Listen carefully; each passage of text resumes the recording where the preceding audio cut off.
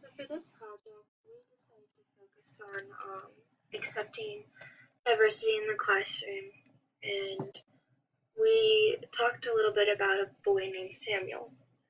So here's the scenario that we came up with in the problem. Samuel is a 9-year-old Hispanic child.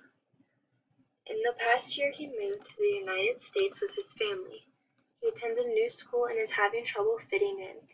Every day he is having a difficult time understanding and performing certain activities. During these activities or group work, his classmates have been teasing him and laughing behind his back because of his difficulties to understand the activities properly. This behavior delays, interrupts the activity, and affects the routine of the whole group. On the other hand, every day Samuel has trouble getting out of bed and does not want to go to school. Often he asks his parents for change if he can change schools. Samuel's parents notice that he has been changing in his behavior as well, and now he usually appears sad, angry, has mood swings and anxiety, and tends to cry more frequently. His father asks him what is wrong, but he never really answers. A month later, things get worse, and Samuel takes the problem out. So Samuel's parents make an appointment to talk with the teacher and principal, and during the meeting they talk about the problem. The principal and the teacher make the commitment to find strategies to manage the situation in the classroom. The principal asks the teacher to propose a plan to face the situation. So our question would be, what could be the best practice or activities to face or respond to this misbehavior that Samuel has? So within our scenario, we talked about how he is 9 years old, recently moved to the United States, has trouble fitting in and accomplishing several tasks. He's getting teased and lacks motivation to go to school or do anything or follow through the activities that the teacher gives him. So what can be done to help Samuel feel included, reduce the teasing from other students, and help him accomplish the class activities? So we came up with a few solutions, so let's find out what we can do. Our first solution would be meet with Samuel. So first, the teacher should meet with Samuel individually and talk to him about some of the things she is noticing in the classroom, rather than ignore the situation. The teacher should approach Samuel and see how he feels and what he thinks would help him out. So basically, this is the first thing that a teacher should do, is be able to meet with Samuel, meet with that student that is struggling, and talk to them and come up with solutions and ideas that they think are best for them to do. And since Samuel's only 9 years old, he may not know the best things that are for him, but he still knows what he is capable of at this point. And so he can talk to her, and they can analyze the things he's struggling with and come up with some solutions. Secondly, it would be great that the teacher met with Samuel's parents. So the teacher should meet with his parents because they know most about him, and they can come up with a plan together that will help Samuel. So now that she already came up with some of ideas from Samuel's opinion and point of view, especially to the parents, explains to them what's going on, and discusses with them so that they can understand what he's going through a little bit at school, because they might not even know. And then she can understand what he's going through at home, and then it's just better because they can work together with both of those things and come to a conclusion on what is going to be best to help Samuel out. So the parents can share Samuel's strengths and weaknesses in both settings, a school setting and a home setting. The teacher can discuss how he is within the classroom. Parents can share how he's doing at home. And all these factors can help them reach a solution to the problem. Okay, the third thing that needs to take place is making changes in the classroom. So after meeting with both Samuel and his parents, the teacher can start making some changes as well as accommodations for Samuel.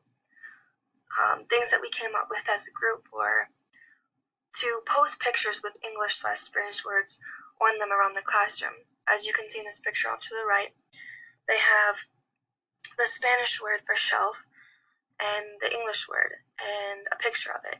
That way, since Samuel may not be really accustomed to speaking English as well as he is speaking Spanish, he can look at a picture, he can see both words, and then it'll help him as he goes throughout the classroom, looks around, and he'll just get accustomed to it, and it'll help him as he continues to do activities throughout the school year. They could also pair Samuel up with a partner.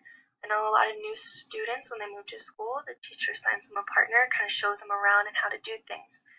So I think that would be best for Samuel if he was assigned a partner that just kind of walked through everything with him, and the teacher can't always be there helping him with every single thing.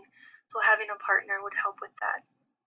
And then to slow the instruction down, accommodations can be made, and a good teacher will know what students are struggling and how to help each individual student, and not just focus on the class as a whole, but individually as well.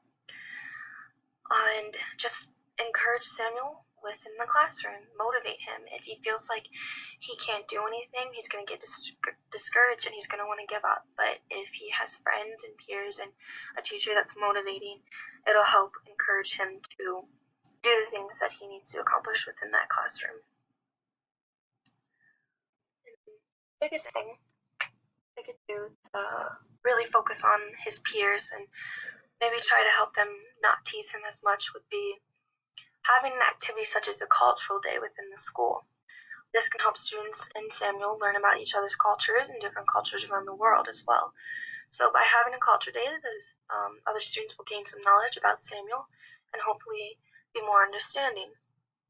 So they could have cultural day countries that they focus on, and have little groups around the classroom and split it up and go to little different stations, and they could learn about Mexico, which would be Samuel's home country, so that they can learn more about him. And then they could learn about the United States, because they're still young at this age. They're only 9, and so even though they live in that country, they may not know everything. There's a lot of things that still we find out as we grow and learn, and that way Samuel can also learn about the students in his class. They could learn about Japan and Ireland, and just include some other countries, so it's not primarily focusing on both Samuel's country, home country, and the United States. But they could, like I said, have little stations, go around the room, learn a little bit, do activities, have fun, and then hopefully the students find it more interesting and fun, and then they start to understand a little bit more about Samuel and care about his culture rather than teasing him because he might not understand something. But they might find it fascinating and be like, wow, this is really cool, we didn't know about this before. And it'll just change their perspective on things. So those are some of the solutions that could really work together and help Samuel out through his teacher helping him, his parents, his peers, by having a partner, and just doing this cultural day. And so those are the things we came up for this project.